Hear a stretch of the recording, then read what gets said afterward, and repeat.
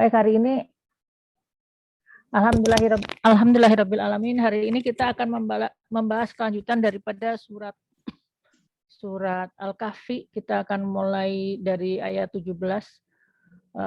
Surat Al-Kahfi yang disunahkan bagi kita untuk membacanya, membacanya setiap hari Jumat, yaitu dari malam Jumat sampai dengan maghrib di hari Jumat. Ayat ini mempunyai satu pelajaran yang banyak sekali, mempunyai pelajaran yang sangat pekat, ya, sangat padat di dalamnya gitu, dan benar-benar menjadi petunjuk buat kita. Dan satu kehormatan, satu kehormatan, satu kesenangan, ya, kebahagiaan apabila bisa berbagi dengan teman-teman apa-apa yang Allah karuniakan kepada saya, sedikit daripada ilmu Al-Quran, karena Al-Quran itu yang sejatinya adalah yang di Lauhul Mahfuz. Jadi sesuatu yang sangat hebat, sangat besar, sangat huge, ya, sangat besar sekali, sehingga kita juga sebagai manusia tidak tahu seberapa besarnyakah, ya, Lauhul Mahfuz itu. Tapi Allah kemudian membagikan kepada kita tentang inti daripada apa Quran yang sebenarnya di Lauhul Mahfuz, yaitu berupa Quran yang dibacakan kepada Rasulullah SAW, dibagikan kepada kita dan kita pelajari bersama ini. Dan kemarin sempat juga ada pertanyaan dari Yafi, ya, yang bagaimana dahsyatnyakah surat Al-Kahfi itu, ya. Nah, itu kita bersama yang akan bisa menilai kebesaran dari ayat ini. Kalau sementara ini sih saya melihat ayat ini besarnya karena isinya. Tapi apakah misalnya mukjizatnya atau apakah manfaatnya, ya, itu sangat besar, sehingga saya pikir sampai mati pun kita tidak akan pernah tahu seberapa besar sih hebatnya surat Al-Kahfi itu. Tapi secara personal yang saya alami dengan surat Al-Kahfi itu adalah isinya memperkenalkan tentang apa itu la ilaha illallah. Dan saya juga selama ini cukup lama juga bertanya-tanya, ya. Waktu itu saya bertanya pada diri saya sendiri, pada Allah, ya Allah, apa sih la ilaha illallah itu? Bukankah sekarang sudah tidak sampai dari kecil pun tidak pernah menyembah patung, tidak pernah. Jadi artinya apakah sudah selesai tugas saya mengamalkan la ilaha illallah gitu. Dan pertanyaan itu terbetik dan kemudian Allah menjawab, yaitu dengan diberi kemudahan untuk menghafal surat Al-Kahfi dan kemudian memahaminya, mutiara-mutiaranya, karena saya yakin sangat besar sekali sehingga tidak akan pernah bisa diungkapkan dengan kata-kata dari semua isi daripada surat Al-Kahfi itu sendiri.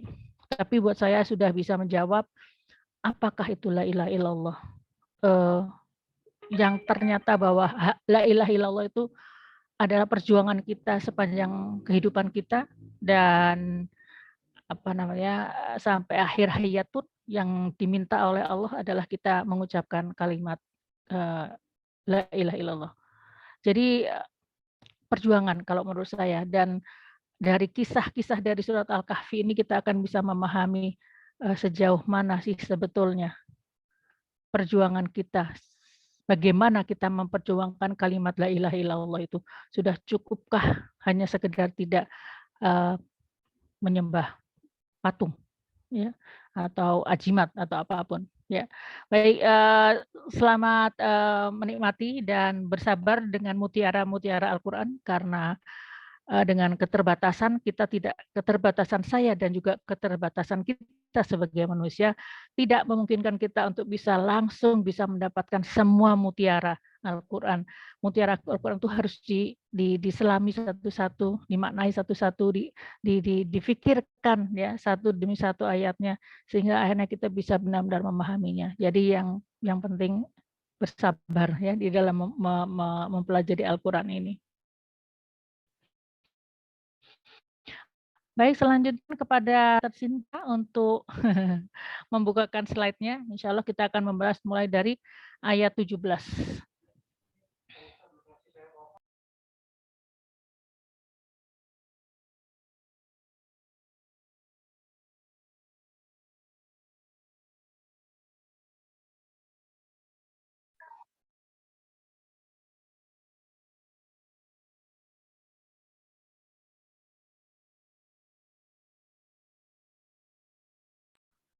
Oh iya, mungkin ini ada sedikit, kendala teknis, mohon untuk, host untuk bisa Iya, Bun, menjadikan suami saya ya sebagai co-host untuk bisa sharing. dari saya aja, Bun.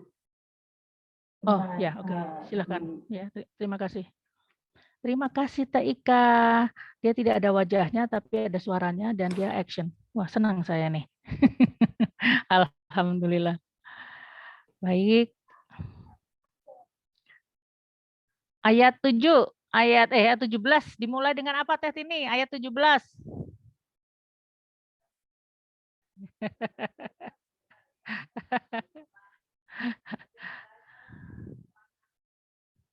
A'udzu billahi minasyaitonir rajim. Bismillahirrahmanirrahim. Wa tarasyamsya idza tala'at tazawaru an kahfihim dzatal yamin wa idza gharabat taqriduhum dzatas shimali wa hum fi fajwatin min dzalika min ayatillah. May yahdillahi fahuwal muhtad wa may yutlil falan tajida lahu waliyam mursyida. Wah, ini ayat yang mantap ini. Wataro dan engkau akan melihat matahari itu ketika terbit, dia condong dari gua mereka, dari sebelah kanan. Dan apabila matahari terbenam itu, matahari itu menjauhi mereka ke sebelah kiri. Dan mereka itu dalam tempat yang luas di dalam gua. Dan itulah sebagian dari tanda-tanda kebesaran Allah. Barang siapa yang diberi petunjuk oleh Allah, maka dialah orang yang mendapatkan petunjuk. Dan barang siapa yang disesatkan olehnya, maka engkau tidak akan mendapatkan seorang pun sebagai wali yang mursyida, sebagai seorang teman dekat dan juga seorang pembimbing. Silakan selanjutnya. Oh ya, ini adalah gambar dari sebuah gua yang ada di Vietnam ya. Gua yang sangat indah sekali, yang sangat luas ya. Saya sengaja memberikan ilustrasinya terinspirasi dari bahwa gua tempat Ashabul Kahfi itu adalah tempat yang luas. Jadi tempat yang luas, tempat yang nyaman sehingga mereka bisa ada di dalam gua itu sampai dengan 350 tahun dalam keadaan yang kondisi yang sebaik-baiknya. Baik, selanjutnya slide selanjutnya dan kita lihat di sini nanti kita akan mencoba untuk dalam hari ini kita mencoba satu demi satu membedah gitu ya, membedah perkataan para Ashabul Kahfi ini. Jadi kalau yang di ayat sebelumnya disebutkan bahwa setelah ini kita akan membahas tentang bagaimana Ashabul Kahfi itu secara lebih detail, maka detail itu bukan berarti tempat, detail itu bukan berarti waktu, tapi detail adalah bagaimana maknanya, bagaimana hikmahnya dan itu didapat dari percakapan-percakapan yang ada di zaman itu. Dan percakapan yang seperti ini itu adalah al-haq, artinya memang seperti itu, benar dan seperti itu. Jadi oleh Allah itu di copy paste percakapan-percakapan mereka itu. Ya, baik selanjutnya yang ayat ini menunjukkan tentang bagaimana kondisi gua itu. Ya, wataros syamsya. Ya, dan apabila kamu melihat, nah ini juga taro ini ke siapa? Ini taro ini adalah kepada Rasulullah SAW. Wahai Muhammad, kalau kamu melihat asyamsya, padahal Rasulullah nggak ada ya, Rasulullah SAW nggak ada saat itu, maksudnya saat itu teh di saat kejadian di dalam gua ini, tapi Allah menyebutkan wataros syamsya dan kamu wahai Muhammad melihat kepada syamsya matahari itu ya tazawaru condong an kahfihim di atas gua mereka dari sebelah kanan ya di sebelah kanan dan kemudian wa idza gorobat dan ketika matahari itu gorobat dia tenggelam ya takriduhum dan dia itu melewati mereka, matahari melewati mereka itu dari sebelah kiri dan kemudian tenggelam di sebelah kiri. Ya, jadi kalau matahari apa namanya di sini menurut para ulama kalimatnya itu agak ini loh ya, agak nggak mudah ya. Saya sendiri sebagai yang belajar juga bahasa Arab, ngajar juga bahasa Arab 15 tahun dengan teman-teman, tapi kalimatnya agak sulit gitu ya. Tapi kemudian alhamdulillah ada ahli tafsir dalam tafsir Al-Kahfi ya tafsir Al-Kahfi ya. Tafsir apa Ibnu Katsir disebutkan ya. Bahwa menurut apa pendapat para ulama dan kajian-kajian yang sesuai dengan bahasa, menurut para ahli pintu gua itu ada di bagian utara ya. Pintu gua itu ada di mana cahaya matahari masuk itu ada di bagian utara. Jadi intinya Ashabul Kahfi itu mendapatkan cahaya pagi yang cukup ya, yang lembut, yang tidak panas dan ketika matahari itu melewati gua itu bagian atas mereka tidak terkena sengatan matahari sehingga mereka tidak menjadi badannya tidak kepanasan lah gitu. Kemudian melewati mereka dan tenggelamnya itu di sebelah tenggelam di timur yaitu sebelah kiri mereka ya. Jadi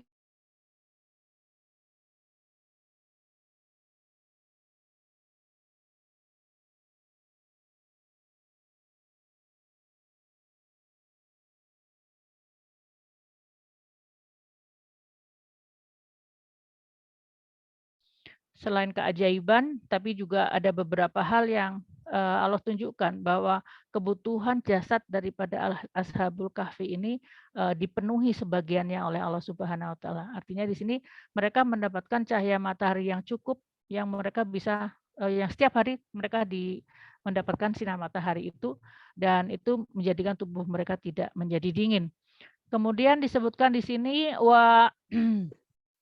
kemudian wahum fi fajawatim min dan fi di dalam hum dan mereka wahum dan mereka itu fi di dalam fajawatim di dalam tempat yang luas minhu dari gua itu. Jadi mereka itu tidur di suatu tempat yang cukup luas sehingga mereka terlindungi, mereka cukup udara dan nyaman di dalam gua untuk memenuhi kebutuhan dari tubuh mereka. Selanjutnya, watarosyamsya idza tala'atnya dzalika min ayatillah dan ini adalah ayat-ayat Allah.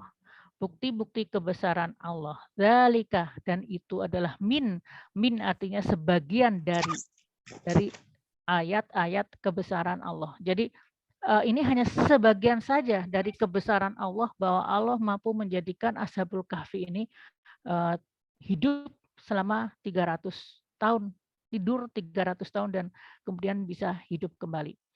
Dan ini adalah satu ayat kebesaran dan kekuasaan Allah Azza wa Jalla yang membuat orang-orang terkagum. Tapi kembali Allah mengatakan ada di dalam ayat yang sebelumnya kita bahas minggu lalu, am hasibta anna ashabal kahfi warraqimi kanu min ayatina ajaba. Apakah kamu berpikir bahwa cerita Ashabul Kahfi itu adalah cerita yang paling ajaib? Ya, tidak paling ajaib. Ada yang jauh lebih ajaib daripada Ashabul Kahfi ini.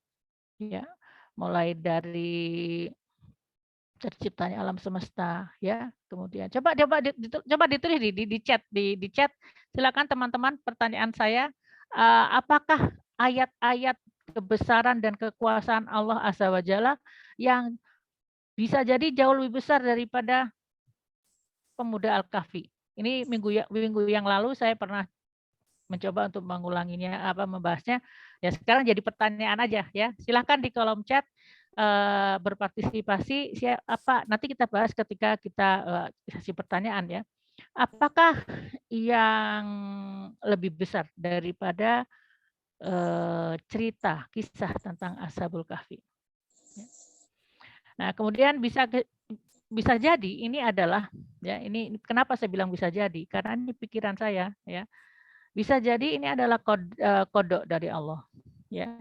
Bukan takdirnya Allah, bukan kodarnya Allah. Qada dan qadar adalah sebagian daripada adalah kehendak Allah Subhanahu wa taala, di mana yang disebut dengan takdir itu adalah sesuatu yang sudah disebutkan di dalam Al-Qur'an, hukum sebab akibatnya, man amilan solihan falinafsih, apabila seseorang beramal soleh maka dia kebaikan itu akan kembali kepadanya, ya, waman asa alaiha, apabila seorang berbuat keburukan maka keburukan akan melingkupinya. Itu adalah sistem takdir. Ya, tetapi kalau yang ini walau alam bisa jadi ini adalah kodoknya Allah. Jadi sesuatu yang tidak sesuai dengan hukum-hukum sunatullah, ya. Seperti kalau kita biasanya orang hidup tuh harus makan, di sini tidak makan tapi bisa hidup. Orang hidup tuh harus berkomunikasi, ya, kalau enggak stres, ini enggak pakai stres, ya, 350 tahun enggak ketemu sama orang juga enggak apa-apa. Mereka oke-oke saja, ya. Mereka tidak minum, tapi mereka tetap bisa hidup. Nah, ini adalah bertentangan dengan sunatullah. Jadi, bisa jadi ini adalah, qada, ya. Qada itu adalah kehendak Allah, fa idza qada amrun fa innama yaqulu lahu kun fayakun. Itu adalah rumus daripada qada Allah. Dari mana Mbak rumusnya? Dari ayat Al-Qur'an, ya, banyak disebutkan. Fa idza qada amran fa innama yaqulu lahu kun fayakun. Itu tidak hanya di surat Yasin saja, tapi di surat-surat yang lain juga ada.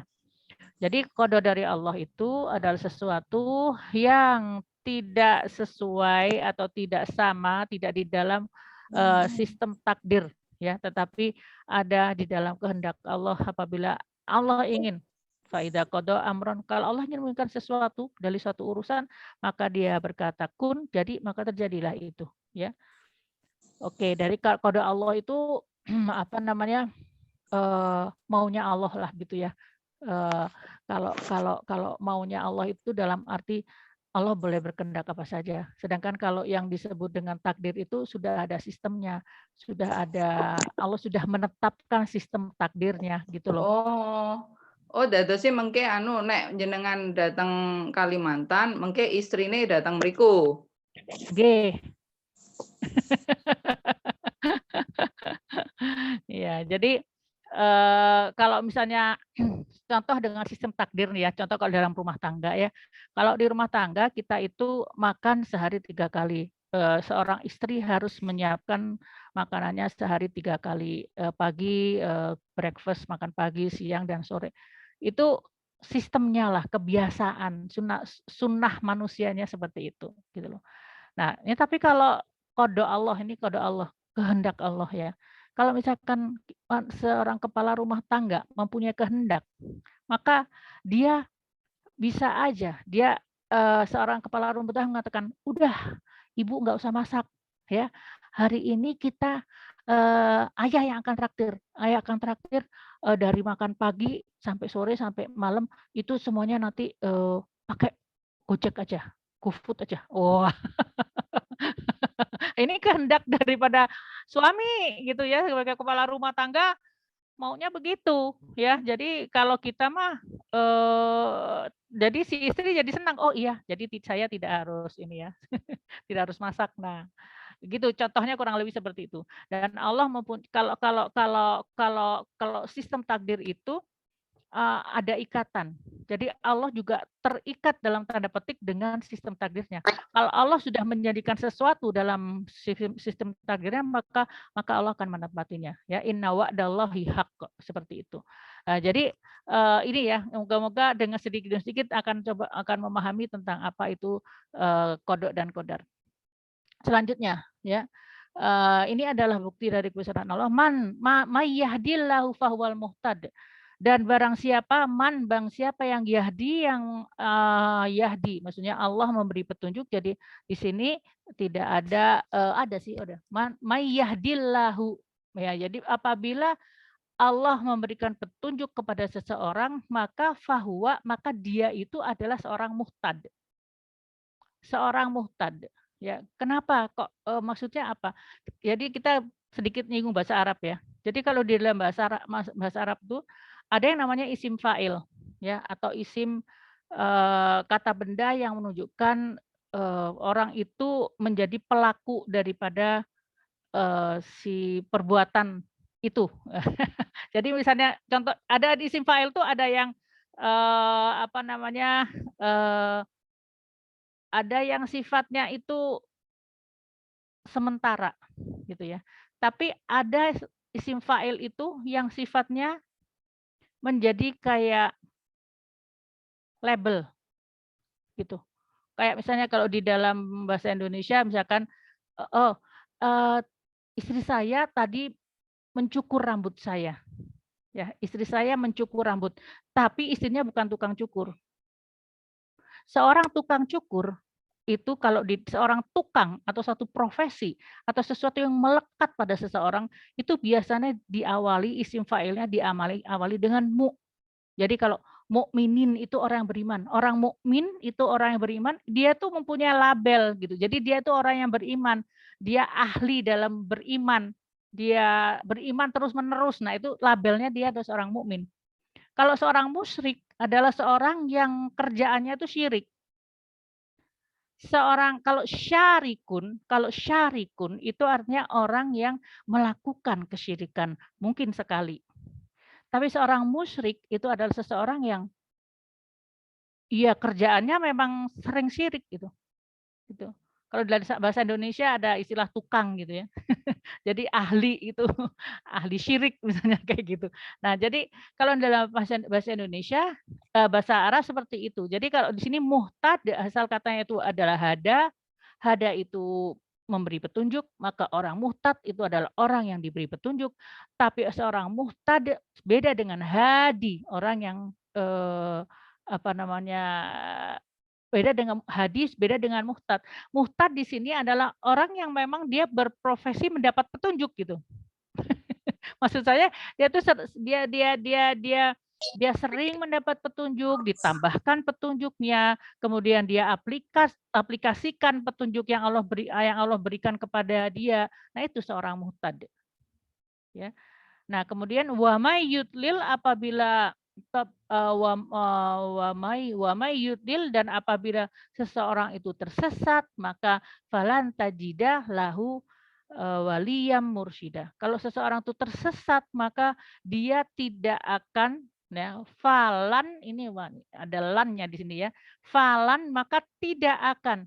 Saya lupa menuliskan di sini yang disebut dengan la itu ada dalam bahasa Arab itu ada kata la atau tidak itu tergantung dengan waktu. Apabila ini maaf ya masuk kembali dalam bahasa Arab karena dengan itu kita bisa memahami apa makna ayat ini ya. Kalau ada kata la dalam la ilaha illallah itu artinya tidak, tapi tidaknya itu tidak mempunyai kategori waktu. Jadi kita tidak berbicara tentang waktu. La ilaha illallah, tiada Tuhan selain Allah. Saya tidak mengatakan itu kemarin, nanti enggak ya. Kalau dalam bahasa Arab kalau kemarin itu artinya lam. Tidak ya, lam yakunil ladzina kafaru ya, lam. Lam itu artinya dulu mereka tidak, itu lam. Kalau lan dalam kalimat ini falan tajidalahu waliyam mursyida ya. Kalau kata lan dengan LAN maka maksudnya adalah tidak akan. Barang siapa yang tersesat maka dia tidak akan mendapatkan bagi dirinya seorang wali yang mursyida, seorang wali yang dan seorang yang mursyidan dan juga seorang mursyid. Ya. Jadi dalam artinya ayat ini adalah orang yang tersesat itu tidak akan mendapatkan petunjuk yang benar, yang hak dan karena petunjuk itu hanya milik Allah. Jadi hanya Allah yang mempunyai petunjuk yang paling benar. Contoh misalnya kalau kita masuk ke tol mau ke Jakarta, maka yang berhak memberikan petunjuk rambu-rambu menuju Jakarta itu adalah yang bikin jalan tol. Ya. Jadi kalau misalnya yang harus kita ikuti adalah petunjuk di jalan tol itu, jangan ngikutin yang lain-lain. Karena kalau kita ngikutin yang lain, kita bisa jadi akan tersesat, ya. Contohnya saya pernah kok, saya juga pernah ke Jakarta itu ke Bandung, tapi cari jalan, yang lebih singkat, ceritanya takut, macet waktu zaman sebelum itu ya, sebelum Covid ya. Akhirnya pakai Waze dan akhirnya kita masuk ke jalan kecil-kecil, aduh ya Allah tuh. Nah itu saja itulah, karena apa, kalau kita mau cari jalan yang lain gitu, ya jadi akhirnya kita malah jadi masuk ke jalan-jalan yang apa, jalan-jalan tikus yang kecil. Baik, jadi kembali lagi di sini bahwa kalau seseorang ingin mendapatkan yang benar, ya jalan yang benar, petunjuk yang benar itu petunjuk itu hanya milik Allah. Jadi ikutlah petunjuk dari Allah. Jangan ingin dapat petunjuk dari Allah tapi milih dari jalan yang lain, yaitu jalan yang bukan Allah berikan kepada kita. Oke, jadi artinya di sini ada Allah adalah sebab baik wali dan mursyid. Sekarang saya ingin membahas tentang apakah itu wali dan apa itu mursyid. Silahkan Teh Ika.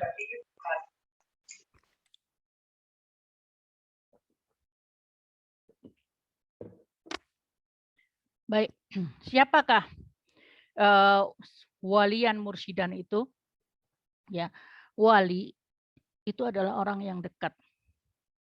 Kita sering kata orang dekat dengan kita yang biasanya lebih senior dan dia mengurusi urusan-urusan kita dan dia mampu mengurusi urusan-urusan kita, itu wali. Contoh nih ya, wali murid ya, wali murid jadi orang tuanya atau kakeknya atau pamannya, yaitu adik dia orang yang dekat dengan murid itu. Dia lebih senior daripada si murid itu sendiri dan dia yang mengurusi murid itu, maka disebut dengan wali murid. Wali nikah sama juga adalah orang yang dekat, ya biasanya lebih senior dan dia mampu biasanya wali ini kalau kan biasanya bapak ya. Jadi dia mengurusi urusan-urusan si pengantin, ya. Wali kelas sama juga. Wali kelas adalah orang yang dekat dengan kelas itu, yang mengurusi urusan-urusan kelas itu, ya. Jadi gitu ya, wali itu adalah orang yang dekat. Sekarang Allah itu adalah al-wali. Allah itu al-wali, artinya Allah itu adalah zat pertama dia memang menciptakan kita, ya, menciptakan kita, ngurusin kita, ngasih rezeki kita, ngasih udara kita, ngasih oksigen kita, ngasih makan kita, ngasih kerjaan sama kita, ngasih kesehatan sama kita, ngasih segala macam pokoknya Allah itu. Nah, tapi Allah itu ya, menyatakan dirinya adalah wali. Artinya waliyun, artinya Allah itu mengurusi urusan-urusan kita. Baik banget kan? Udah ngasih kita segala macam, terus kemudian ngurusin urusan kita. Nah, jadi jadi sebetulnya buat saya, kalau kita berpikir lagi tentang konsep wali itu, maka sungguh satu kehormatan bagi manusia ketika Allah mau menjadikan dirinya sebagai wali bagi hamba-hambanya. Kalau ada seorang presiden yang menyatakan dirinya sebagai wali daripada, bangsanya, artinya dia mau mengurus semuanya dan yang Allah urus tuh detail sekali. Dari semua doa kita ya, dari semua apa yang kita inginkan, kita panjatkan, semuanya tuh diurusin sama Allah, ya. Jadi Allah ini buat saya wali yang paling hebat, karena mengurusi ciptaannya, mengasihi ciptaannya, mencintai ciptaannya, kemudian dia memberikan karunia-Nya, nah bahkan kalau dianya ciptaannya ini baik, mengikuti perintahnya diberikan pahala surga yang berlimpah ruah gitu, abadan ya, eee, tanpa akhir ya.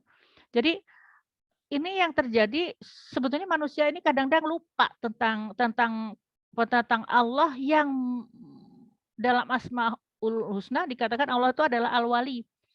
Allah itu adalah walinya manusia ini. Kadang-kadang kita lupa, sehingga kalau kita punya urusan, kadang-kadang urusannya ya kita selesaiin sendiri gitu, padahal nggak mampu. Terus akhirnya apa, kalau nggak mampu stres, akhirnya ya jadi bikin masalah bagi kesehatannya maupun bagi lingkungannya.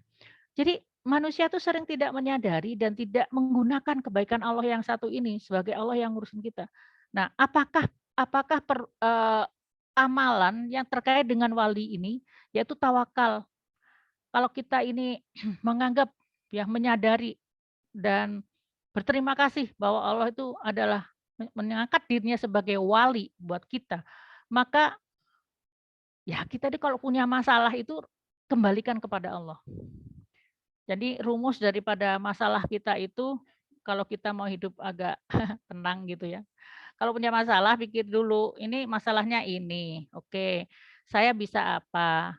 Ya kan? Saya bisa melakukan apa dengan masalah ini. Jadi usaha apa yang harus saya bisa lakukan, ya.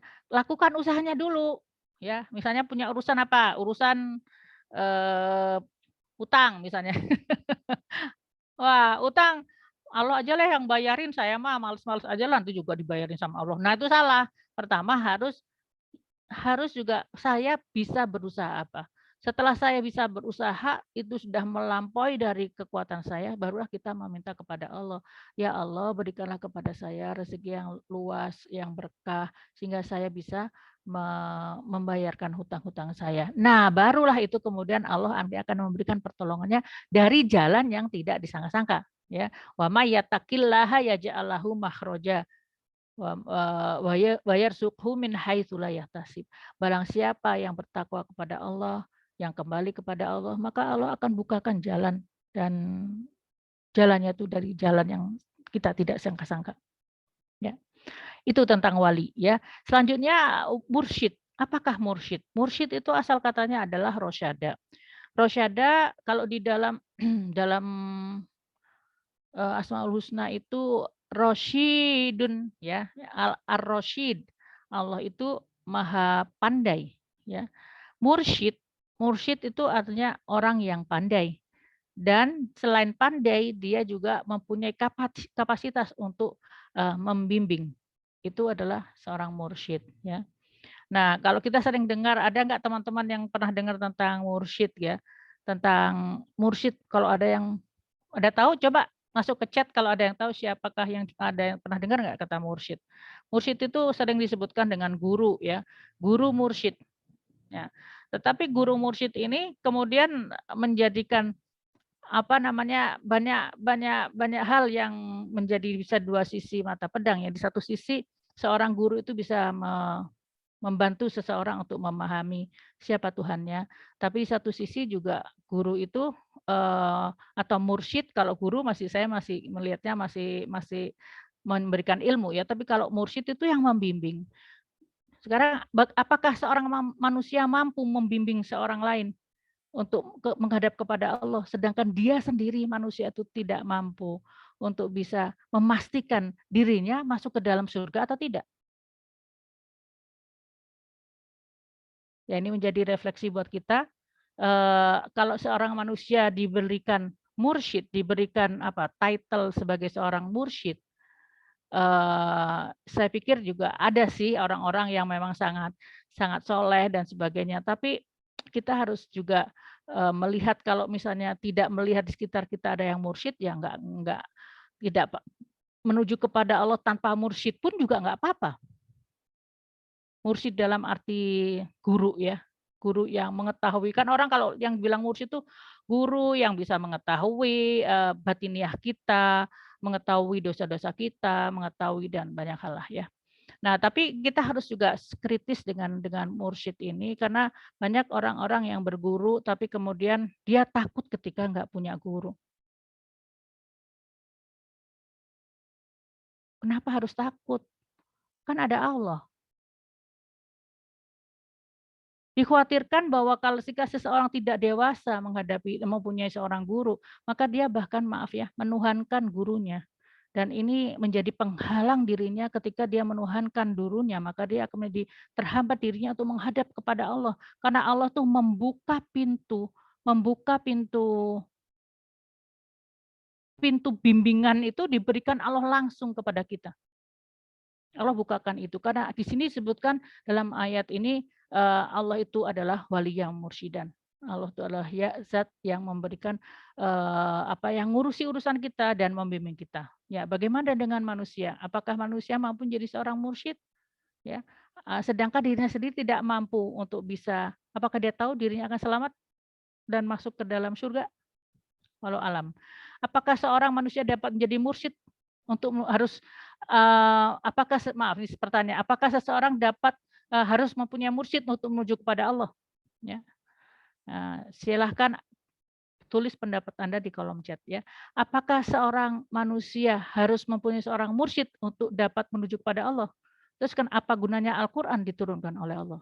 Apakah Rasulullah pernah menjanjikan dirinya sebagai mursyid? Pernah menjanjikan atau menyatakan bahwa Rasul itu adalah seorang mursyid? Ya, kalau ada yang pernah tahu hadisnya silahkan share di kolom chat. Ya, jadi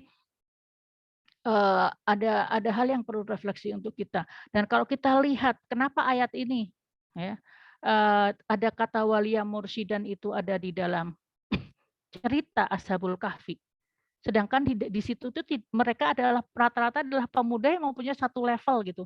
Di situ tidak ada seorang yang pemuka yang lebih senior atau pemuka di antara mereka, tidak ada gurunya gitu. Mereka hanya pemuda-pemuda biasa yang menghadapkan hatinya kepada Allah Subhanahu wa taala. Baik, silakan ya kalau ada yang sharing di kolom chat, nanti kita bahas setelah kita masuk ke dalam sesi tanya jawab. Silakan Teh. Baik, selanjutnya ayat 18. A'udzu billahi minasyaitonir rajim. Bismillahirrahmanirrahim. Wa tahsabuhum aiqadaw wa hum ruqud wa nuqallibuhum dzatal yamini wa dzatas shimal, dan engkau mengira bahwa mereka itu tidur. Wa tahsabuhum aiqadaw wa hum ruqud. Engkau mengira mereka tahsabuhum, ya ini kata-katanya juga tahsabuhum itu pada Rasulullah SAW. Agak unik ya, ininya, apa namanya, struktur kalimatnya itu. Jadi kalimat ini Allah berkata kepada Nabi Muhammad SAW, apakah kamu mengira mereka itu terjaga dan wahum rukut, padahal mereka itu sebetulnya tidur, ya. Wa nuqallibuhum dzatal yamini wa dzatas shimal, dan kami membolak-balikkan mereka itu ke kanan dan ke kiri supaya tubuhnya itu tidak masih tetap fungsi tubuhnya bisa tetap berjalan. Wa kalbuhum basitun diraihi bil wasid, dan anjing mereka itu menjulurkan kakinya bil wasid, di depan pintu gua. Lawit tola'ta alaihim lawallaita minhum firara. Apabila kamu melihat mereka, Muhammad, kalau kamu misalnya ketemu dengan mereka, maka kamu akan ketakutan dan firoron, dan pasti akan lari. Wala mulita minhum ru'ba, dan kamu pasti akan dipenuhi oleh rasa takut. Baik, slide selanjutnya kita lihat. Ya, watahsabuhum, dan kamu Muhammad kalau kamu melihat mereka pasti mereka itu terjaga padahal mereka itu tidur, ya. Dalam tafsir, ya saya mengutip dalam tafsir Ibnu Katsir disebutkan bahwa mata mereka itu agak terbuka sehingga mereka dia sedang tidak tidur, dan dengan mata yang terbuka itu diharapkan mata mereka masih bisa bereaksi terhadap, betul ini ada penjelasannya enggak ini Dokter Desi? Kalau ada silahkan masuk ke kolom chat. Apakah ada hubungannya antara mata yang agak terbuka dengan kematian? Kalau orang matanya tertutup terus misalnya dalam beberapa hari, apa yang terjadi dengan matanya? Ya. Jadi ini Allah wa nuqallibuhum dzatas syamili wa dzatas shimal. Allah balik-balikan tubuhnya ke kanan dan ke kiri.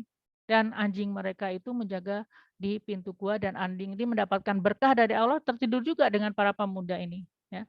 Jadi menurut beberapa cerita disebutkan bahwa anjing ini adalah pemilik dari salah seorang pemuda. Kita pernah bahas bahwa mereka itu yang anggota raja itu ada 6, ya, tapi nanti dikritik lagi dalam ayat selanjutnya bahwa jumlahnya itu juga tidak pasti. Jumlah mereka sebenarnya tidak pasti. Jadi ada di antara 7 itu ada seorang pemuda yang merupakan yang bukan dari anggota kerajaan, dan mereka itu bertemu dengan pemuda ini ketika mereka sedang mencari tempat persembunyian dalam gua. Ya. Dan pemuda penggembala ini yang mempunyai seekor anjing yang akhirnya dibawa ke dalam gua itu. Selanjutnya, oke. Lawit tola'ta alaihim lawallaita minhum firara. Jadi di dalam lawit tolakta dan apabila kamu melihat mereka, maka kamu akan berpaling lawallaita. Ya, kamu akan berpaling nggak mau lihat gitu. Ya, walau alam nih apa yang terjadi dan kamu akan lari juga dan wala mulita minhum ru'ba dan kamu akan merasa takut atau ngeri dengan keadaan mereka. Jadi ini kalimat ini ditujukan kepada Rasulullah SAW ya seakan-akan Rasul melihatnya dan walau alam apa yang terjadi bisa jadi Rasul memang melihat ya ketika melihat kejadian itu karena kan seorang rasul bisa aja ketika apa seperti Isra Mi'raj gitu kan, berarti Rasul melihat semua yang terjadi, melewati semua kejadian-kejadian di muka bumi ini sampai akhirat ya. Jadi beliau itu ada melihat ya, bisa jadi seperti itu ya. Jadi kalau di dalam tafsir disebutkan ya bahwa Allah meliliputi mereka dengan wibawa. Enggak tidak ada seorang pun yang melihat mereka melainkan hatinya akan takut. Jadi Allah melindungi mereka dengan rasa takut dan wibawa yang hebat. Jadi seorang pun tidak berani mendekati mereka dan mereka dapat tidur, tidak ada yang menyentuh mereka, dan sampai Allah menginginkan dia untuk bangun dari tidurnya. Ya, Masya Allah. Selanjutnya, ayat 19. Wa kadzalika ba'atsnahum liyatasaalu bainahum dan demikianlah ba'atsnahum. Dan Allah menggunakan kata ba'atsna. Ba'atsna itu membangkitkan. Yaumul ba'ts itu artinya hari berbangkit. Jadi di sini Allah memakai kata ba'atsna untuk mengatakan bahwa mereka itu dibangkitkan oleh Allah. Kan kondisi Ashabul Kahfi ini antara mati dan hidup ya. Kalau dalam logika dia mati, tapi ternyatanya dia hidup dan kemudian Allah bangkitkan, Allah bangunkan. Jadi Masya Allah ini memang tujuan daripada surat Al-Kahfi ini adalah untuk menjadikan refleksi bahwa tidak ada yang tidak mungkin bagi Allah. Jadi ketika Ashabul Kahfi itu dibangunkan dengan kata ba'asa, maka kita juga dibangunkan nanti ketika hari berbangkit dengan yaumul ba'ats dengan kata yang sama ba'asa. Jadi kadzalika ba'atsnahum sesungguhnya kami dan seperti itulah kami membangunkan mereka dan kemudian liyatasaalu bainahum. Kemudian agar yatasaalu mereka saling bertanya-tanya ya tentang bainahum antara mereka, saling nanya-nanya mereka apa yang terjadi. Oke. Mereka bertanya, oke selanjutnya kita masuk aja karena bahasanya sangat padat ya. Next aja Teh. Next ya. Jadi wakadzalika ba'atsnahum dan kami bangkitkan mereka itu agar akhirnya mereka itu saling bertanya. Ya sa'ala asal katanya ya tasa'alun itu artinya asal katanya sa'ala. Sa'ala itu bertanya. Jadi mereka tuh saling bertanya bainahum di antara mereka. Ya kita lihat bahwa yang membangunkan mereka adalah Allah Subhanahu wa taala karena wadorobna fi adzanihim ya dalam ayat yang sebelumnya Allah menyebutkan bahwa Allah wadorobna ala adzanihim. Jadi Allah tuh menutup telinga mereka dengan walau alam dengan sesuatu sehingga mereka tuh bisa mendengar apa-apa dan mereka tidur karena mereka tidak pernah mendengarkan sesuatu ya. Jadi kemudian ketika dibuka ya telinga mereka akhirnya mereka bisa bangkit kembali, bangun kembali dan mereka saling bertanya-tanya. Qala ya, selanjutnya dalam segmen ini qala qailum minhum kam labistum. Ini pembicaraan tentang ada satu orang yang menurut tafsir bisa jadi adalah seseorang yang salah seorang yang paling disegani atau menjadi ketua tanda petik lah ya. Qala maka ada yang berkata, dia berkata satu orang, qailum itu seseorang yang berkata. Jadi nggak tahu siapa di sini ya. Itu tadi di sini itu tidak ada nama, tidak ada ini, tapi yang ada hanya apa namanya hikmahnya ya, cerita ya. Kalau seorang yang berkata, dia berkata, ya dia minhum dan mereka dia itu dari salah seorang di antara para pemuda itu. Dia berkata, berapa banyak, berapa labithum, berapa lama kalian tinggal di dalam gua ini, ya. Maka mereka itu berkata, labisna, kayaknya kita tuh tinggal yauman 1 hari atau kalau tidak ba'da yaum. Ba'da itu sebagian ya. Ba'da itu bisa artinya, setelah atau bisa juga artinya sebagian. Ba'da yaum, sebagian dari hari. Jadi intinya bahwa mereka menganggap bahwa, mereka tidur hanya sehari maksimal dan bisa jadi kurang daripada sehari ya. Padahal mereka, tidur, 300 tahun, Masehi atau 309 tahun Hijriyah. Itu waktu yang sangat lama ya. Kalau kalau apa, di umur kita 70 aja, kalau 300 tahun berarti udah generasi berapa itu? Generasi keberapa ya? Keempat ya? Keempat, kelima ya? Iya, keempat, kelima, masya Allah. Maka selanjutnya, qalu, mereka berkata, qalu rabbukum ya, qalu rabbukum a'lamu bima labithtum. Karena mereka nggak bisa apa namanya, menebak gitu ya, berapa lama mereka ada di situ. Kalau di dalam secara logika mereka sih, sehari gitu. Perasaan mereka sehari, tapi ketika melihat badan mereka, ya kok seperti ini gitu ya, mereka jadi ini, apa namanya, ada yang berkata bisa jadi mereka karena sekian sekian ratus tahun mereka juga apa banyak tumbuh bulu dan kotor gitu ya. Dan mereka itu, bingung gitu dengan kondisi itu. Akhirnya mereka mengikutkan Allah di dalam conversation itu. Mereka berkata, Rabbukum, sesungguhnya Tuhan kita semua adalah a'lamu, mengetahui bima labithtum.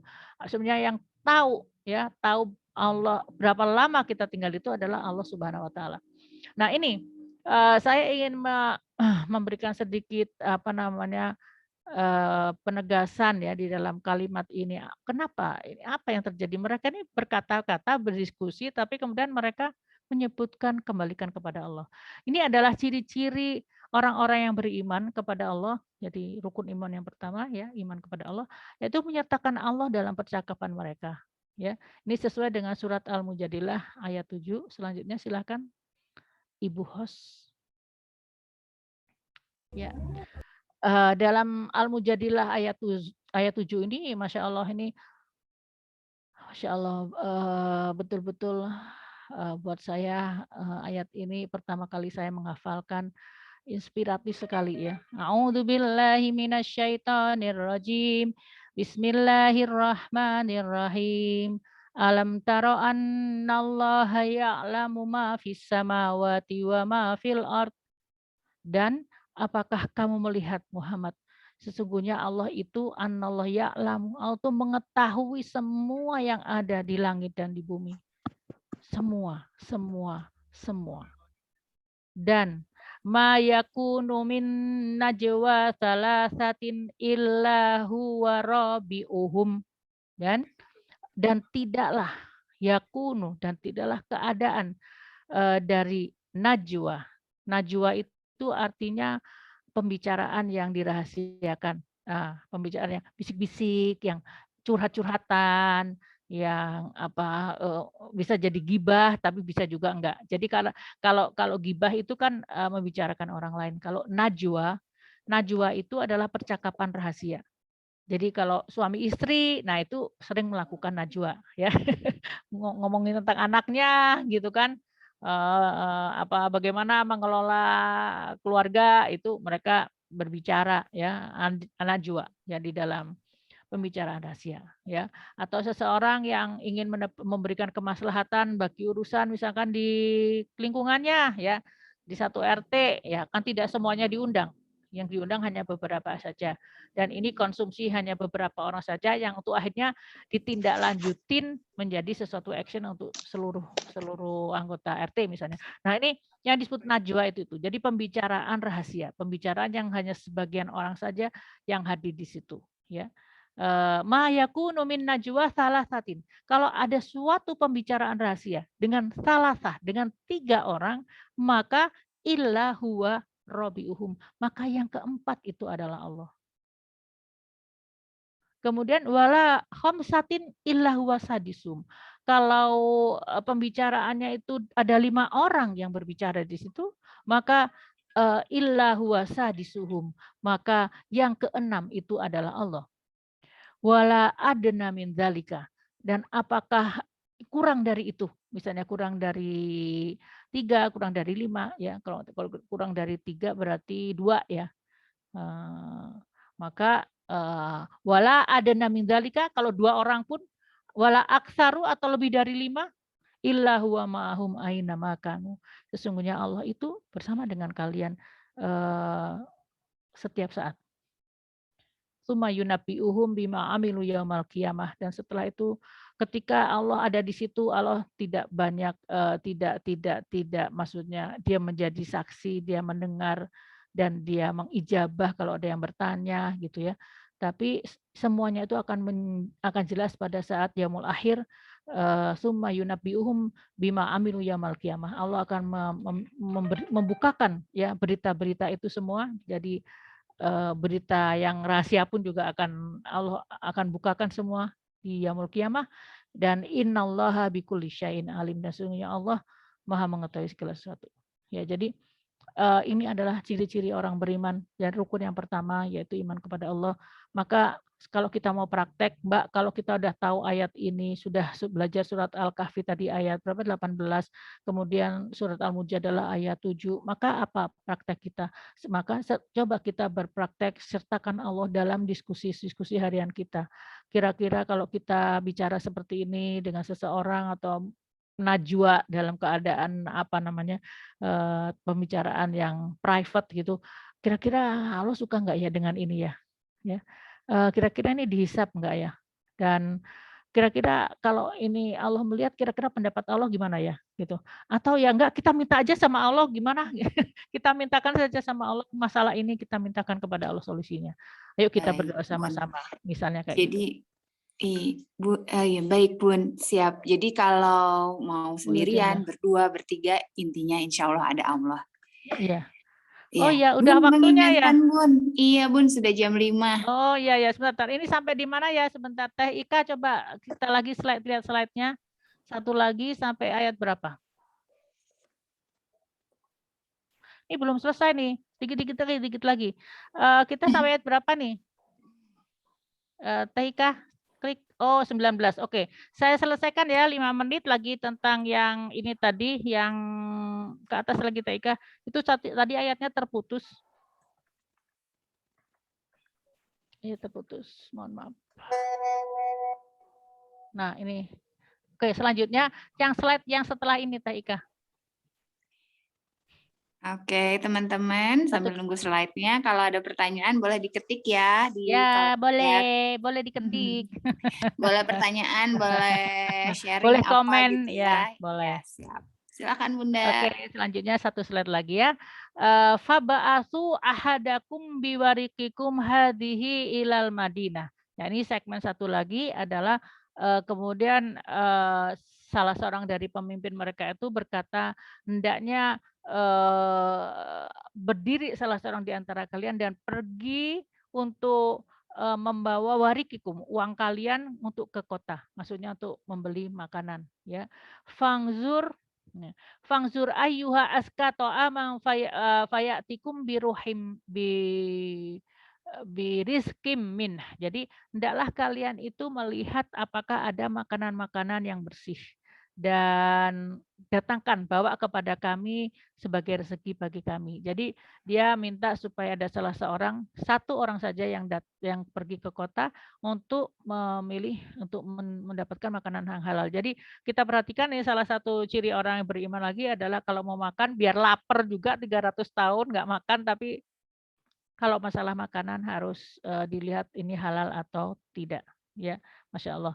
Kemudian yang terakhir ada wal yatalataf, dan hendaklah kalian bersikap, ya, asal katanya sama dengan latofa atau latif, ya, lembut. Hendaklah kalian bersikap yang sangat lembut, wala tusair wala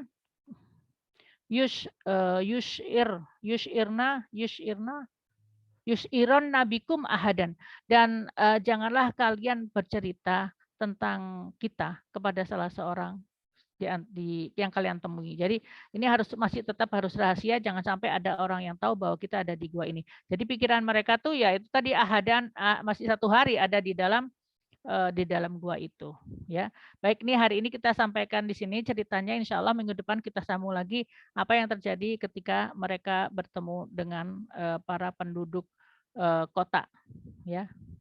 Baik, alhamdulillahirabbil alamin. Ini yang bisa disampaikan. Sekarang kita masuk ke sesi tanya jawab. Silakan Teh Marina. Siap, Bun. Ini kayaknya sudah banyak nih yang sharing dan bertanya. Oke, Ya, kita silakan. mulai dari Teh Tini. Iya, Mbak Hani, jadi kepo. Apa yang buat nyeremin kalau ngelihat langsung? Tapi posisi tiduran aja ya sepanjang 300 tahun itu. Yang tadi ya, 300 tahun kayak gimana bentuknya? Ya, itu makanya bentuknya seperti apa? Makanya di dalam 300 tahun ya. Kalau rambut dibiarin aja kan rambutnya panjang gitu Iya, ya. panjang. Ya kalau alam kan ini Kalau alam rambut. nggak mandi 300 Iya, tahun. nggak mandi. Iya kan? Mungkin ada kerak-keraknya, ada kerak-keraknya di kulit ya. Kalau alam, makanya disebutkan tadi di dalam ayat 18, kalau kamu melihat, Muhammad kamu melihat mereka, maka kamu akan lari gitu. Karena ya pasti menyeramkan ya, gitu, menyeramkan kondisinya gitu. Jadi karena itu mereka saling bertanya-tanya itu karena secara perasaan mereka tuh tidur cuma 1 hari, tapi ngelihat kondisi badan mereka kok seperti ini gitu. Ada yang jadi mungkin tangannya jadi agak membatu sedikit gitu ya. Ada lumut-lumut misalnya kayak gitu ya. Walau alam, jadi mereka saling bertanya-tanya. Iya, jadi mereka tidur Teh Tini. Kondisinya mereka tidur berbaring ya. Begitu. Siap. Oke, kita lanjut ya ke Mbak Widya. Maaf Bunda, saya pernah baca dan dengar pernyataan Ibnu Qayyim ini. Lupa persis pernyataannya, tapi kurang lebih intinya gini. Jika belajar agama atau hal lainnya harus dengan guru. Jika tidak, maka dia berguru kepada setan. Nabi Muhammad, Nabi Adam aja dibimbing dengan malaikat Jibril. Bagaimana Bunda kaitannya dengan wali mursidah? Iya. Kalau saya melihatnya seorang wali, seorang mursyid itu kalau menurut saya ini ya, dan saya buka diskusi. Kalau menurut saya itu adalah opsional. Opsional dalam arti kalau misalkan seseorang nggak punya guru, gimana? Dalam kondisi dia nggak punya guru, apakah dia akan tersesat? Nah, ini contoh misalnya di luar negeri itu saya misalnya dulu sering di luar negeri juga jarang sekali ada yang ceramah di sana. Ada ya 1-2 kali gitu, setahun sekali, setahun 2 kali gitu. Itu pun udah bagus kalau setahun 2 kali. Terus ada juga orang-orang yang mendapat hidayah dari Allah. Tanpa juga bertemu dengan seorang guru gitu loh. Dan saya mengatakan saya ingin membedakan sedikit antara guru dan mursyid gitu loh. Kalau guru itu guru itu dia memberikan ilmunya, dia mentransfer, meninformasikan ilmunya ya kepada yang dia beri ya muridnya atau ya. Tapi kemudian yang terjadi adalah menurut saya mursyid seorang guru itu harus diposisikan dalam posisi yang proporsional. Artinya ketika dalam posisi misalnya tidak ada seseorang yang bisa kita pegang sebagai seorang guru, maka guru kita siapa? Al-Quran. Guru kita itu Al-Quran. Pelajari Al-Quran. Yang terjadi adalah ketika seseorang itu, jadi buat saya guru itu mempunyai 2 sisi mata pedang kalau menurut saya. Seorang guru itu tugasnya adalah menyampaikan ilmu, memberikan dia arahan dalam arti ini loh, Al-Quran tuh seperti ini gitu. Tapi ketika seseorang itu menyembah atau menjadikan guru itu segalanya gitu. Dan dia takut kalau dia tersesat, kalau dia nggak punya guru. Ada di Al-Quran dibilang, Fabi ayyi haditsim ba'dahu yu'minun. Kalau bukan dengan kalimat ini, Al-Quran, kamu tuh mau percaya sama apa lagi? Sebetulnya harus kita percayai itu, yang harus kita eksplor, kita dalami itu adalah Al-Quran. Mohon maaf ya, kalau misalnya kita memang harus berguru pada seseorang, ya berguru, tapi berguru dalam hal keilmuan, tapi jangan sampai menjadikan gurunya itu menjadi sesembahan dalam tanda petik. Artinya semua yang dikatakan guru itu diiyakan, ya. Semua kata-katanya harus dituruti, gitu. Menurut saya tidak, ya. Kalau dalam dalilnya dalam Al-Qur'an disebutnya la tuqaddimu baina yadayillahi wa rasulih wattaqullah. Hendaklah kamu mendahulukan kalimat Allah dan kalimat Rasul-Nya, ya, dibandingkan dengan kalimat-kalimat yang lain, kalimat manusia. Kalau kita memang belum mampu untuk bisa mengkaji ayat Al-Quran, tapi paling tidak kita belajar Al-Quran. Kita harus tahu apa yang ada di dalam Al-Quran. Justru dengan kita tahu apa yang dalam Al-Quran, kita bisa tahu apakah yang dikatakan seseorang itu benar atau tidak. Kalau misalnya ada seseorang, nanti kita bahas lagi ya, masalah guru itu nanti dalam cerita ketiga. Dalam cerita ketiga yaitu cerita tentang Nabi Musa dengan Nabi Khidir. Ya, itu pelajaran tentang guru murid yang sangat menarik sekali. Nanti kita akan berdiskusi lebih panjang lagi tentang bagaimana posisi guru dan murid, ya. Nah, kalau kita bisa bertemu, kan ada katanya guru yang bisa, ya dia orang soleh, jadi dia bisa melihat sesuatu. Kalau begini itu nanti kemungkinannya akan seperti ini, ya. Kalau begini kemungkinannya akan seperti ini. Nah, itu ada orang yang memang punya seperti itu, ya. Tetapi kan nggak semuanya kita bisa bertemu dengan yang seperti itu, ya. Jadi kemudian kalau nggak ketemu gimana, Mbak? Harus cari di ujung dunia? Ya enggak dong. Ya kalau misalnya kita punya tugas sebagai suami atau sebagai istri mencari nafkah atau sebagai istri yang ngurusin keluarga, kemudian apakah kita harus mengejar sosok guru itu dan kita meninggalkan keluarga kita? Mungkin kita harus berpikir ulang tentang hal itu, ya. Nah, kemudian kalau ada yang pernyataan yang itu tentang kalau seseorang tidak mempunyai guru, ya maka gurunya adalah setan, ya, gitu ya. Heeh. Itu coba itu kalimatnya kalau saya rasanya belum pernah lihat itu hadis ya, tapi, coba lihat. Oh, dari Ibnu Qayyim ya? Dari dari Ibnu Qayyim, ya. Nah, kalau Nabi Adam, ya Nabi Adam kan dibimbing oleh malaikat Jibril. Nah, sekarang justru itu karena kita ini kita dibimbing oleh Al-Qur'an dan kita dapat bimbingan dari Allah. Bener Teh, Masya Allah. Saya ini Teh Widya nih, Widya dari keponakan suami saya ya, bukan? Teh Widya, halo. Barangkali Teh Widyanya bisa open mic. Boleh. Teh Widya. Oke, saya lanjutkan sambil menunggu Teh Widya open mic. Jadi ini perkataan dari Ibnu Qayyim. Ya, oke, Ibnu Qayyim.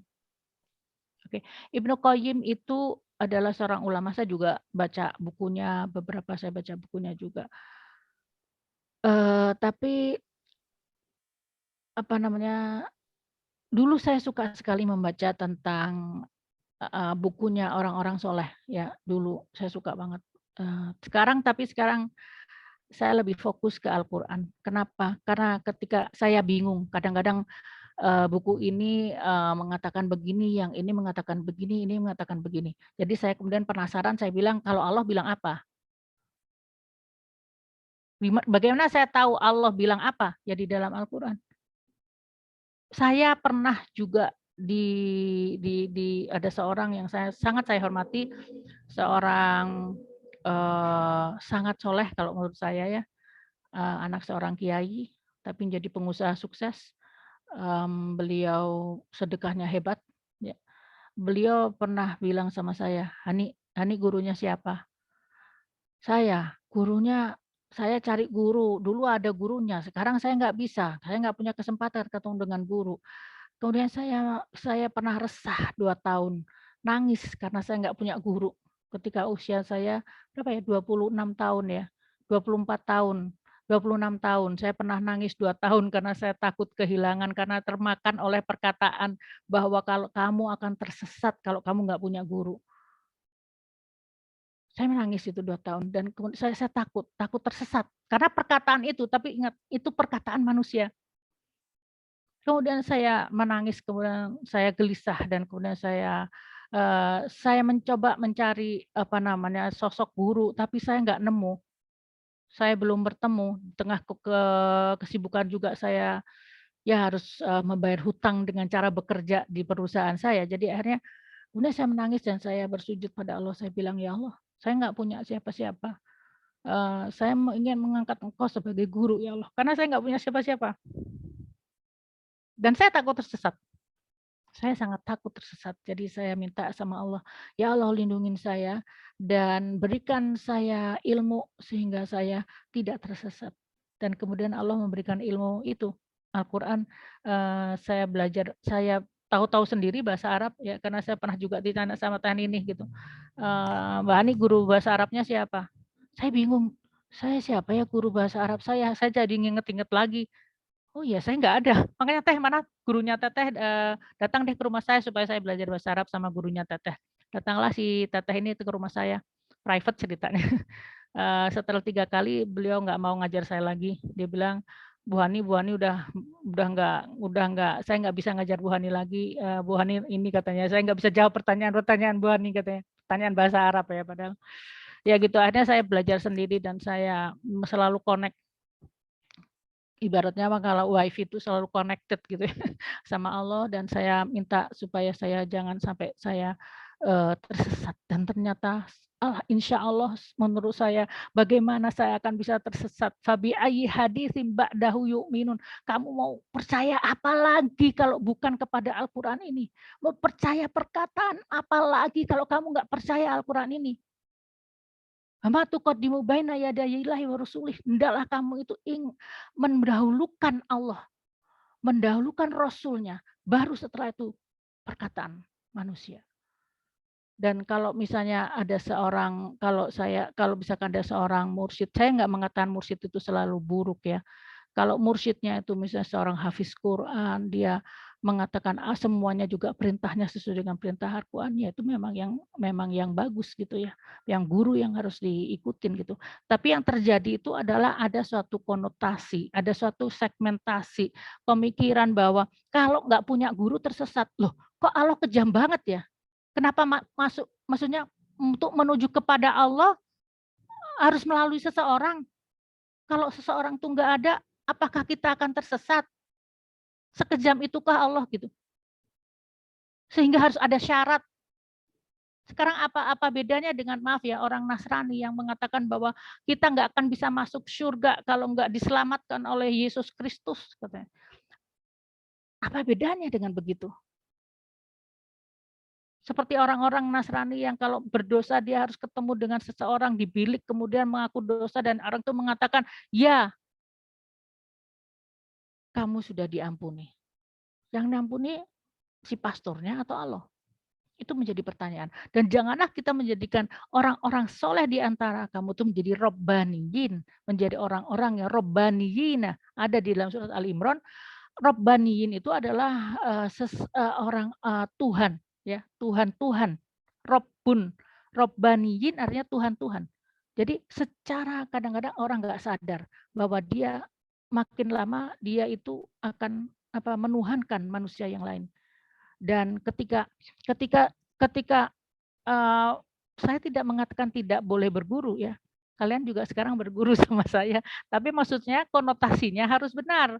Artinya konotasinya tuh jangan sampai orang itu malas baca, malas memahami Quran karena ada guru. Malas belajar karena guru, tinggal lihat aja Pak Guru ngomong apa gitu.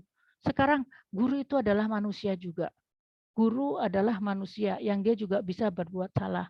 Jadi hendaklah kita sedikit bisa melihat bahwa tidak semua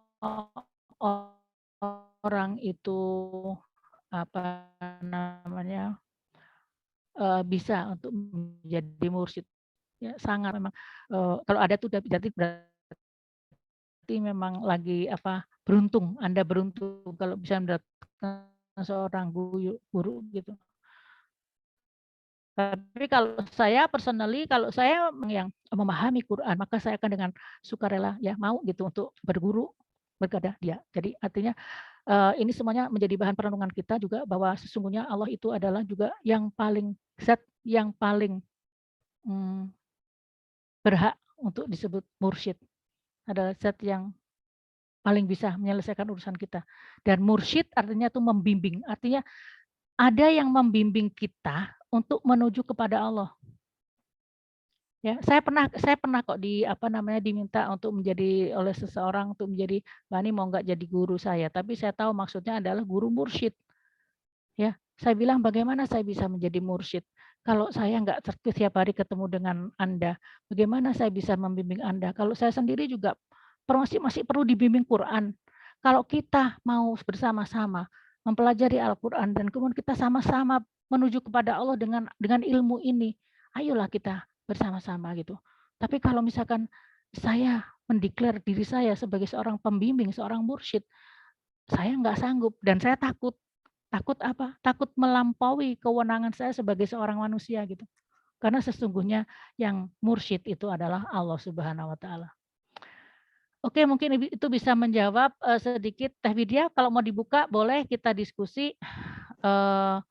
Tapi artinya memang kita harus mencoba juga untuk bersikap lebih lebih terbuka dengan statement manusia yang mengatakan, statement seseorang yang mengatakan kalau tidak berguru kepada kalau tidak berguru kepada seorang guru, maka berguru kepada setan.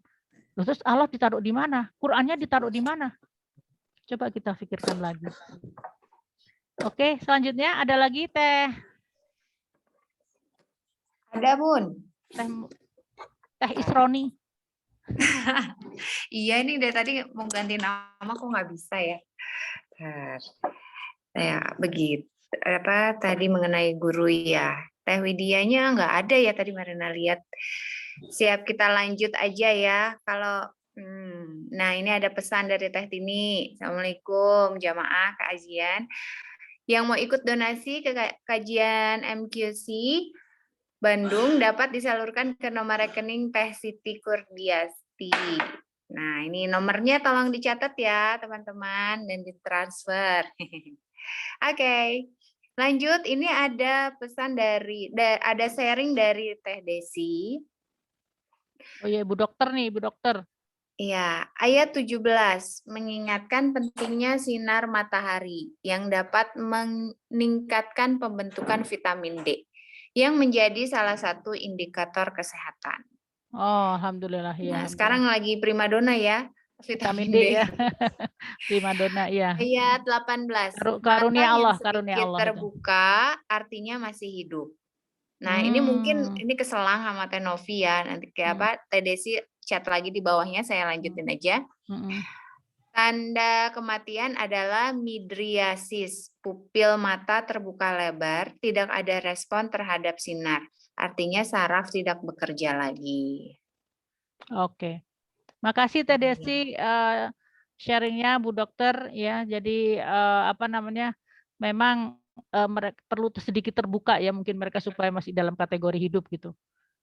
Ya, karena kalau dengan ada berarti kalau misalnya midriasis tadi pupil mata terbuka tidak ada respon terhadap sinar.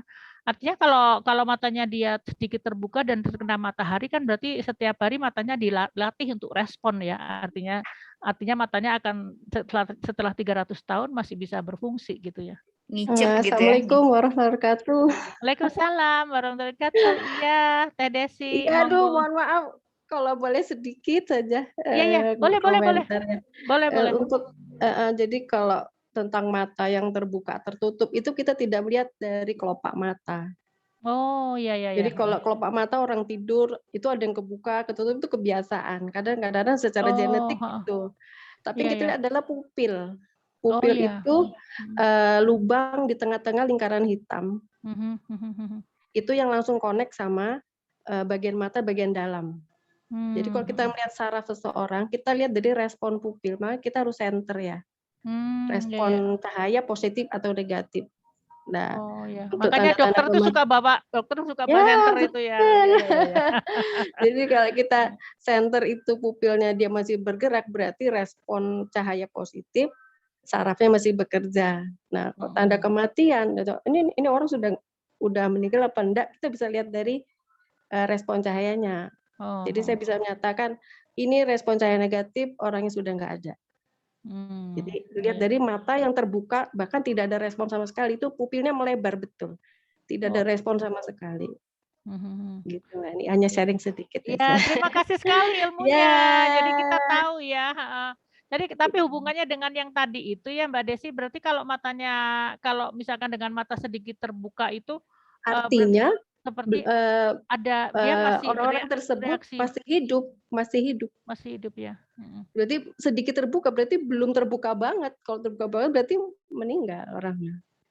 Kalau sedikit Oh, terbuka iya berarti dia masih masih bisa bergerak iya dengan iya iya. cahaya tadi. Berarti itu Iya dia iya. nggak mati, berarti masih masih ada kehidupan selama 300 tahun. Iya, heeh, betul. Iya, Ya, gitu. terima kasih sekali Ya, sharing-nya sama-sama Dokter Mbak Desi. Ni. Ya. Alhamdulillah. Alhamdulillah. Ya, itu ada balasan dari Teh Widya katanya lagi apa belum bisa open mic lagi mandiin anak. Makasih Bun, jelas sekali gambarannya. Masya Allah ini. Alhamdulillah, terima Ibu-ibu kasih. multitalenta sambil dengerin sambil mandi. Iya, pokoknya yang penting ilmunya dapat aja Ki ya, Teh Widya ya, heeh. Ya Amin. alhamdulillah kalau bisa menjadi apa, gambaran buat kita semua ya. Karena, apa namanya, karena saya prihatin, kenapa prihatin, karena saya dulu juga seorang yang, pernah pernah ada di dalam lingkungan yang seperti ini, artinya mensyaratkan guru gitu loh.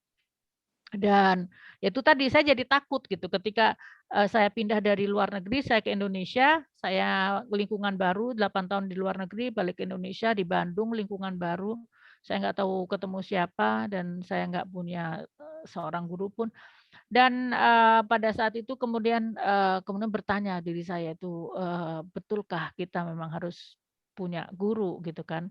Karena dan yang lebih ininya lagi ternyata bahwa dari beberapa orang yang saya pernah anggap sebagai guru ya, eee, apa ya, ternyata ya setelah itu pengikutnya bilang sama saya setelah 15 tahun, dia 20 tahun bahkan, dia bilang nelpon saya salah seorang muridnya itu mengatakan ke saya malu saya pernah, melakukan kemusyrikan bersama dengan pak guru saya itu, gitu loh.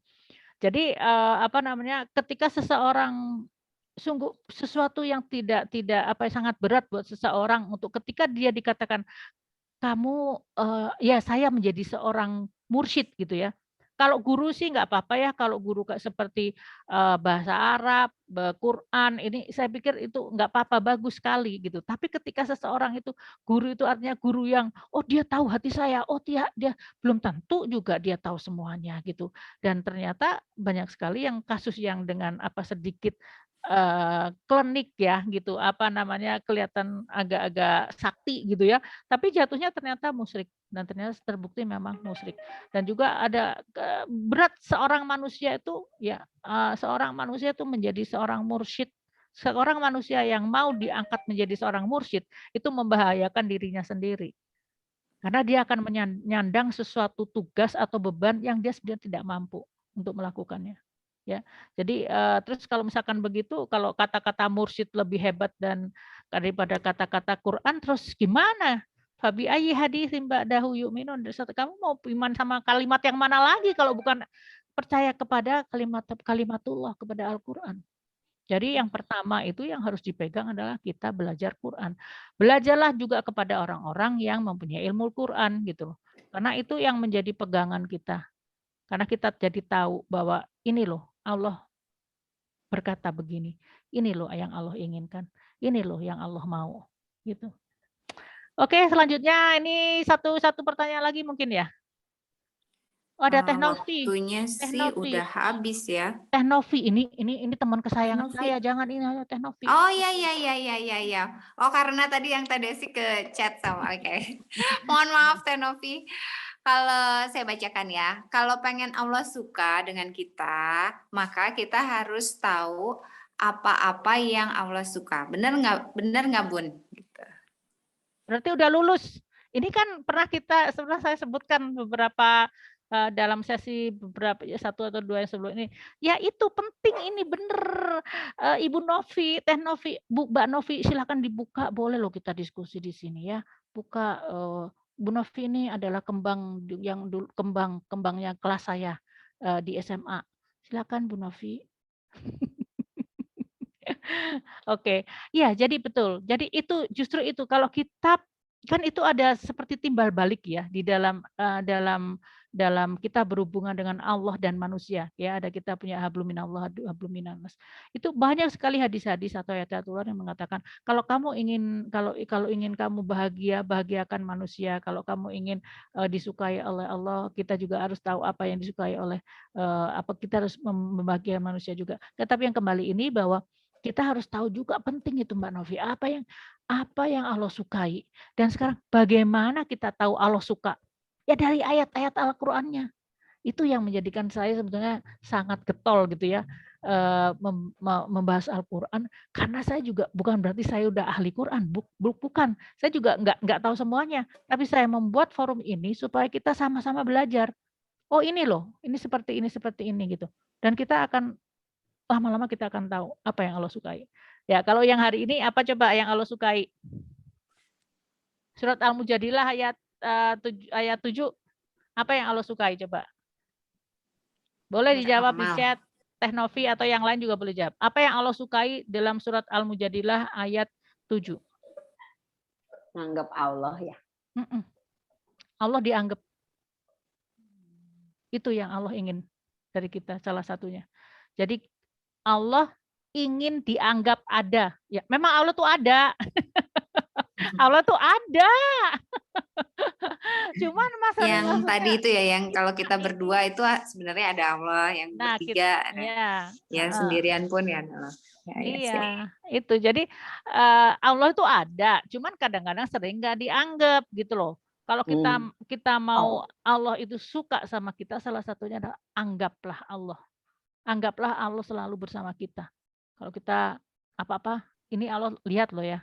Ini Allah suka enggak ya? Kayak gitu. Itu kita coba tanyakan itu. Dan ini ada di dalam surat Al-Kahfi tadi sebutkan Allah wallahu a'lamu bima labithum. Sesungguhnya Allah yang Maha tahu berapa lama kita ada di sini. Ya, jadi itu artinya mengingatkan kembali bahwa Allah bersama dengan mereka. Oke, terima kasih atas partisipasinya, terima kasih atas komentar-komentarnya, terima kasih atas pertanyaan-pertanyaannya.